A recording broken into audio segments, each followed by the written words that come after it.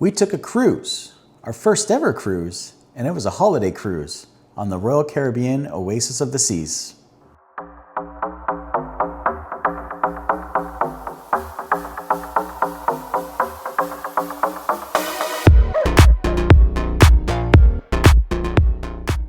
CPSC crew, what is up? I am your host, Ryan.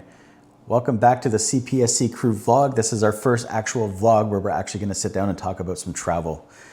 This is the vlog though where we do talk about everything in terms of vacationing, baseball, life in general.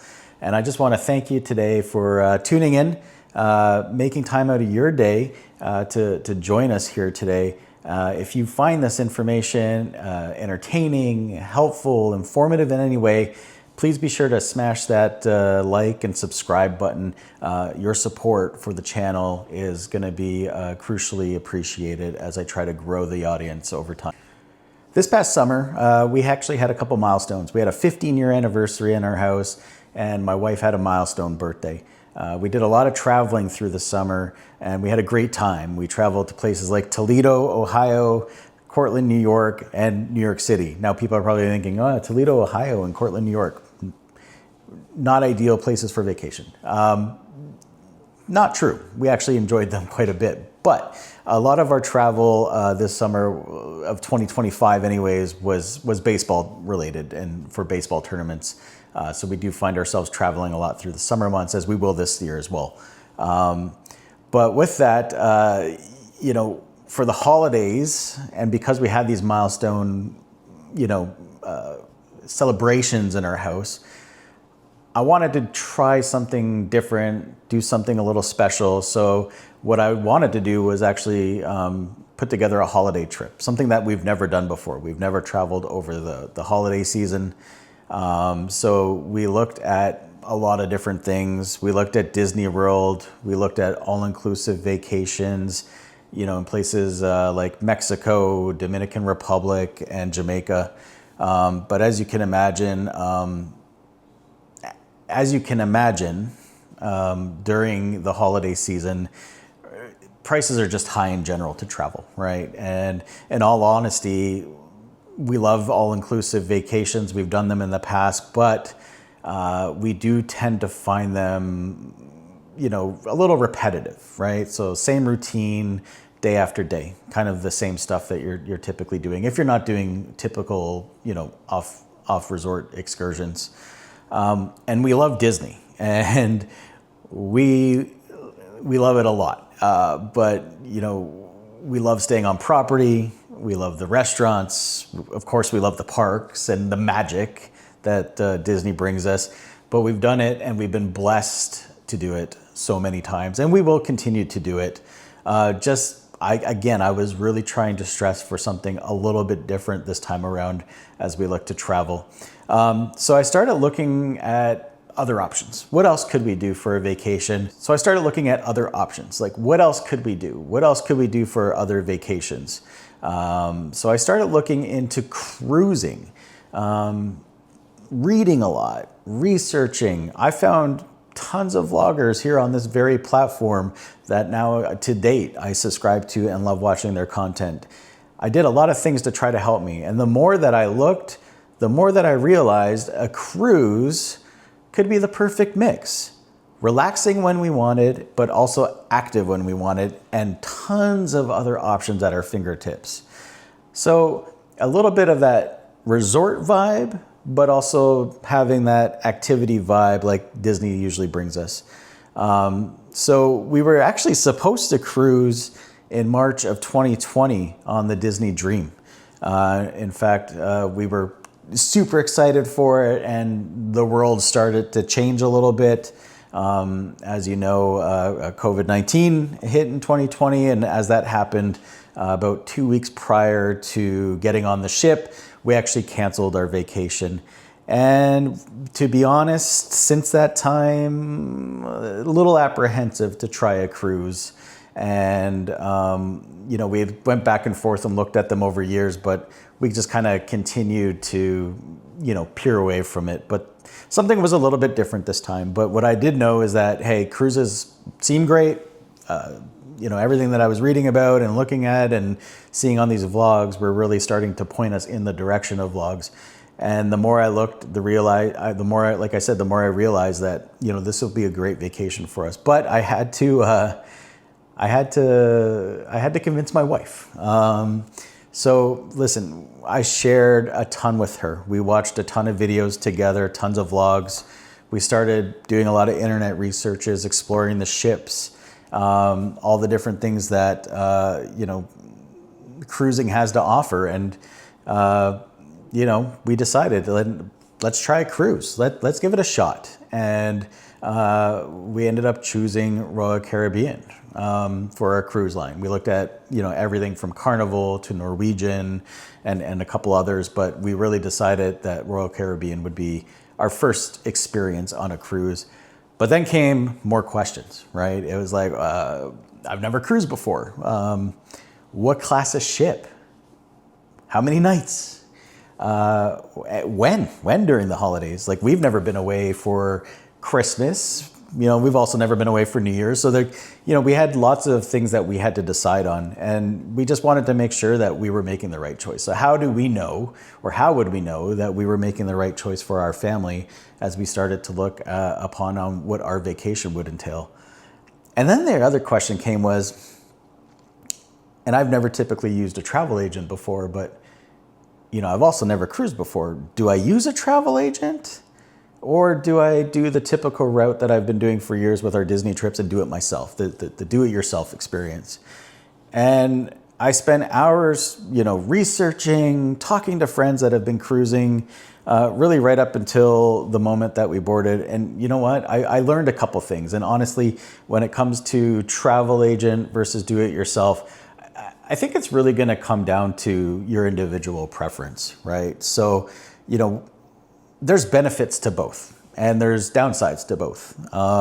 For example, you have a travel agent. Your travel agent is like your one-stop shop.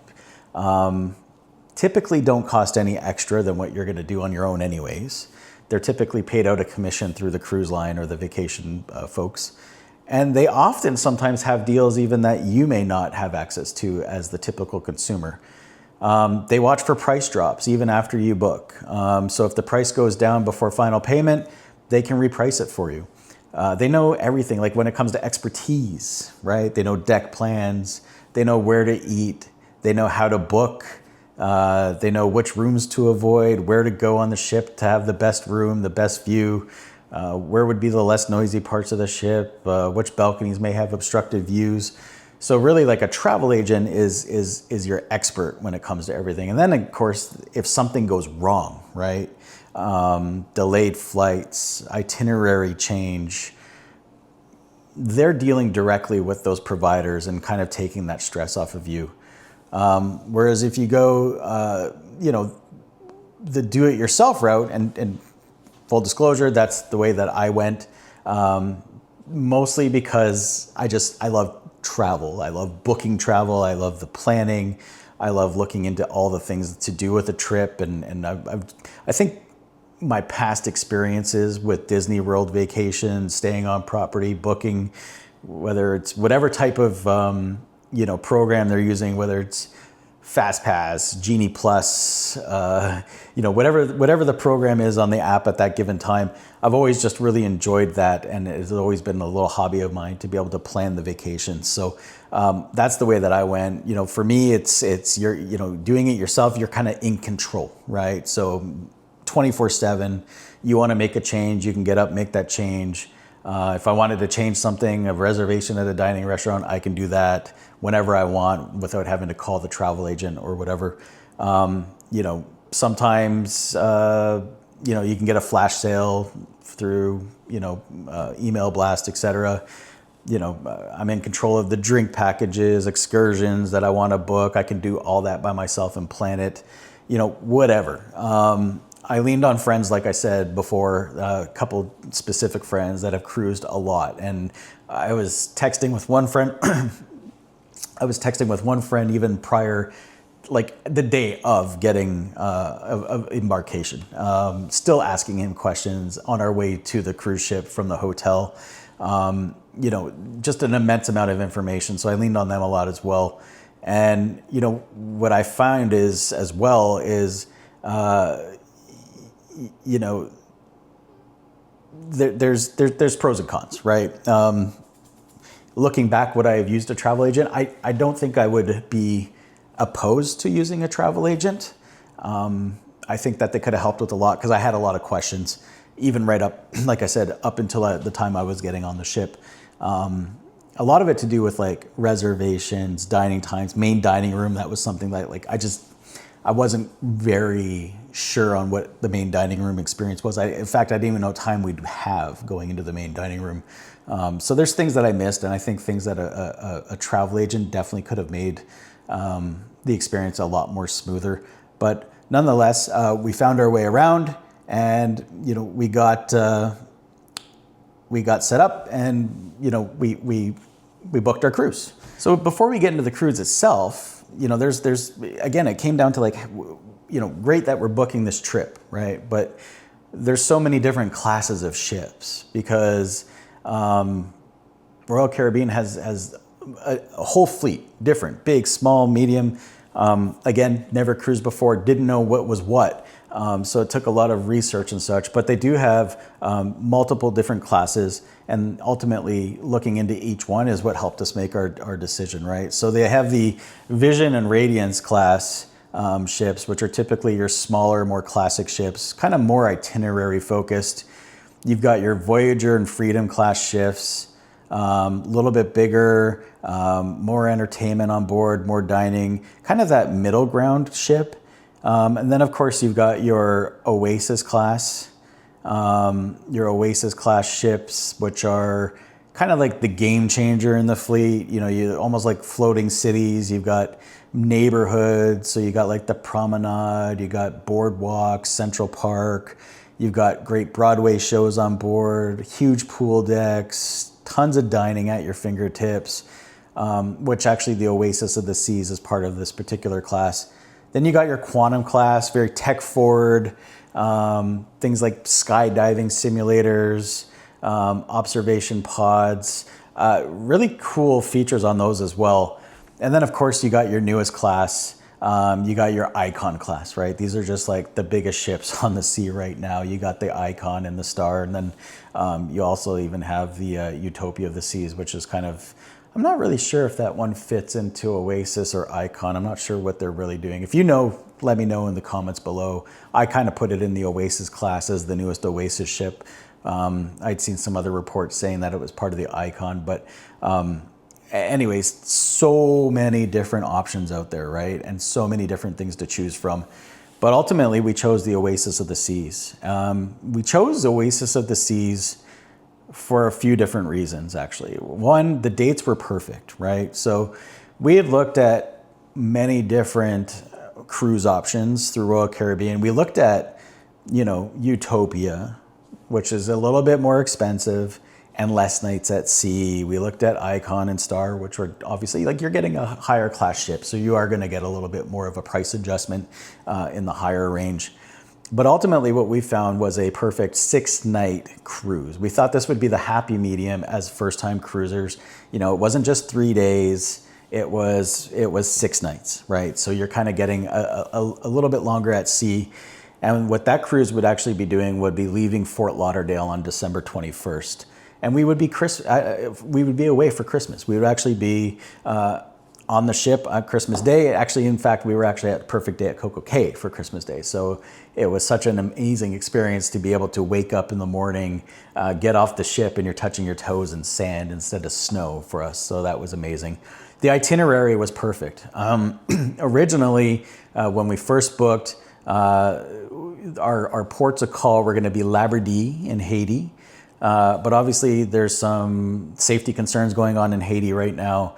So Royal Caribbean has basically paused all visits. So our stop was actually replaced for Labradee was replaced with Cozumel, which turned out to be great. And then we also had Perfect Day at CocoCay and Nassau, Bahamas. So we had a lot of options as we were, when we booked our trip. We compared it, like I said, to Utopia of the Seas and other newer ships, but for the price, the length, and everything that was included. Oasis of the Seas just made the most sense for us, and it checked every box that we had. Oasis is packed with so many things to do. You know, you got like the ultimate abyss, which is like this mammoth 10-deck dry slide that you start, I think it's deck 15, and you're going right down to deck 8. And no, sorry, you're going down to deck 6. It is huge, and it was a lot of fun. You got the perfect storm water slides, also tons of fun. You got 2 FlowRiders on the ship. You got a zip line over the boardwalk. So many other things. There was mini golf, ice skating. They have a sports court for basketball, pickleball, you know, volleyball. Tons of trivia throughout the cruise. There's karaoke. The cruise ship does a really good job of mixing kind of like family entertainment and adult entertainment together or separately. So, you know, there was like kids karaoke, adult karaoke. Some of the trivia shows were family, or the trivia games were family orientated versus adult orientated. Just so many different things and events that go on from like basically mid-morning right up through the like late night, just to keep you busy. So like I said earlier, right, like this was the perfect mix for us. You could be super active or you can be super relaxed when you want. And, you know, the other thing that we thoroughly loved on the ship too was just shows, right? So Oasis has some of the best entertainment at sea. They got Broadway style productions. Our ship had, you know, Cats as the Broadway production, as well as a couple other shows that were on board in the theater. You got aqua theater shows. Oh my gosh, the aqua theater was the highlight of shows for us. You got ice skating shows, and then just like live music everywhere. So much going on the ship. You know, we talk about the aqua theater, right? So our ship, for example, has Aqua 80s, and Aqua 80 is incredible. It is set entirely to 1980s music. It's high energy and nostalgic. The talent is unreal. Like these folks are doing like high dives and synchronized swimming, the trampolines, they're balancing above the crowd, there's stunts, slacklining, and it's all happening at the back of the ship while the ship is moving. On our ship, the date that we had reserved for our show actually got moved to another night. They do obviously have to take the cast and their safety into consideration, and we did have some rocky weather one night, which postponed the show for a couple nights, but it was well worth the wait. These divers are like literally jumping from platforms up to 60 feet high, and the timing like basically has to be perfect for them. The lighting, the costumes, the music, I mean, it all comes together. It is one of the best shows that I think I've seen. The other show that we thoroughly also like enjoyed on the ship too was the ice skating show. That's in Studio B, and it's just as impressive. They bring professional skaters from around the world. The choreography is so tight. Jumps and spins are clean, and they're skating on a ice surface that is not a big ice surface. It is a small square, and the things that they're able to do is just unbelievable. Not to mention the ship moves, so you know that would also probably be a little bit difficult. I don't figure skate, so I can't really talk to that, but I do know that whatever they're doing takes an immense amount of skill. The show just blended storytelling, lighting, costumes, and music. Also a lot of crowd intermingling with the crowd. That was amazing. Dining on the ship was amazing. We tried a mix of specialty dining. Basically we did 2 nights of specialty dining. We chose Chops Grille. Chops Grille is a Royal Caribbean signature restaurant, steakhouse. And I tell you, like, it delivered the premium cuts. I had the New York strip. My wife had the filet. My son had the filet. These things were like butter, right? It's cutting through butter, melt in your mouth steak. It was cooked perfectly. It was so good. Appetizers were amazing. And then your sides, truffle fries were great. Mac and cheese was good. Asparagus. It's kind of family style the way that they do the sides. So, I mean, if you're going to do this restaurant, you're definitely going to want to just order a few different sides. Amazing, amazing experience. And then we had Izumi one night. Izumi is their sushi and hibachi. We had hibachi, and the show was, what you would expect of a hibachi restaurant. It was so much fun. Our cook was amazing. We had a lot of fun with him. The other place that we really gravitated to a lot on the ship was El Loco Fresh. El Loco Fresh, so it's typically not open for dinner. It's kind of an afternoon lunch spot. Fresh Mex. You got everything from quesadillas, burritos. You can make your tacos and nachos.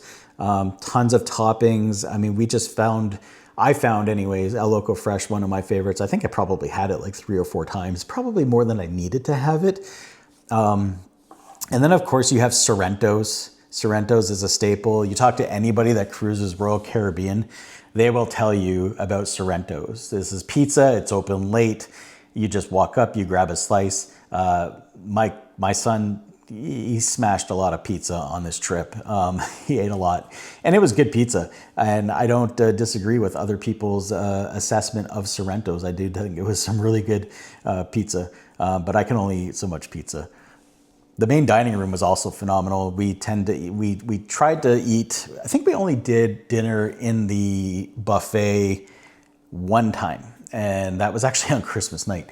But all the other times we were eating at the main dining room when we weren't doing the specialty restaurants, and our servers, Garfield and Blanche, were phenomenal. The food is great. The service was like top notch. I mean, it takes the whole experience to another level when, your main dining room, servers are like, they get to know you. They're good at taking their notes. They know what you like to drink. They know, what you prefer. The service was phenomenal. So much fun with them as well.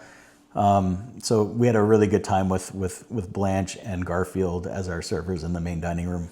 Now, Oasis of the Seas, that was our ship that we chose. We loved it. We had a great time. Before we even got on the ship, and as I was booking, I also went down that kind of rabbit hole of really just trying to learn about the ship in general and really what it was all about. And I went down, like I said, this rabbit hole. And I tell you, this cruise ship, she has some wild history. She debuted back in 2009, and she was the largest cruise ship in the world. She changed the cruising industry. This was the first cruise ship that introduced neighborhoods, right? So Central Park, I mean, the landscaping, the trees, the shrubbery, the flowers, all just beautiful. You have the boardwalk, which is tailored more towards families. So on the boardwalk, you have, there's a carousel on the boardwalk, like on a ship, right? You got Playmakers on our particular cruise. You had Playmakers, which was the sports bar that was on ship. It also has some arcade games, pool and such as well. And then you have the Royal Promenade. This is your main kind of part of the ship. This is where your shopping experience is. There's pubs, different bars. You got Cafe Promenade in there. And then, this is kind of where you wake up. This is where we hung out in the mornings. First thing in the morning, we're down there, we're getting coffee. The ship is just massive, right? So 362 meters long. You have 17 decks. Over 5,600 guests can fit onto the ship. That's just guests. That's not even crew. You get about another 2,000 crew. So in total, you're looking at, almost 8,000 people at the end of the day that can be on the ship at one time. It is literally a small moving city, right? I also mentioned a little earlier in this video around the thrills and the different amenities on board. Again, Ultimate Abyss, FlowRider, zip lines, water slides. You have 15 to 27 dining venues. So there's portside barbecue, as well as all those other restaurants I had previously mentioned. This was Royal Caribbean's first barbecue restaurant at sea. And then, of course, you got the theaters. The Aqua Theater is just phenomenal. The ice shows, and then the Royal Theater, which was amazing. You got nearly 2,800 cabins on the ship, from interior rooms to Royal Suite class. Then, of course, you've got your your balcony views on the ocean. You also got balcony views in the different neighborhoods as well. It's a floating universe, and I can't recommend it enough. I know for me, I am completely excited to go on a cruise again. It gave us, I'll tell you, the Oasis of the Seas gave us everything that we wanted. It was the perfect balance. Itinerary, value, activities, dining, entertainment. It had everything we wanted. And honestly, probably the most unforgettable Christmas that I'll ever have in my life. I mean, I was with my family, which I love so much. We were on the beach. Truth be told, it felt a little weird waking up Christmas morning, but you know, as soon as we got out there, it was a special day. It felt great. Everybody wishing you Merry Christmas or Happy Holidays on the ship as you're walking through. You know, I also want to let you know too, they're super inclusive of other holidays, right? So they celebrated Hanukkah on the ship. They celebrated Kwanzaa. So a little bit of everything for everyone, right? And no matter what you celebrated. So again, just a phenomenal experience, a phenomenal first cruise experience. And I'm happy to say it's a first cruise experience because we definitely decided that, you know what, we're definitely going to go on a cruise again. So yeah, that's my perspective. That's my kind of rundown on Royal Caribbean's Oasis of the Seas. That's our holiday vacation. This was our first official vlog talking about travel. I hope you found it informative, educational. I hope you found me tolerable. You know, please be nice in the comments. But you know, any tips, tricks, anything that you've experienced, any recommendations from a cruise perspective you have, hey, feel free to put it in the comments below. Would love to interact. Would love to talk about cruising a little bit more with you.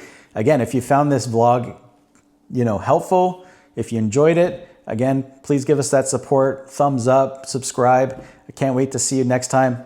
We'll see you later. Take care, CPSC crew.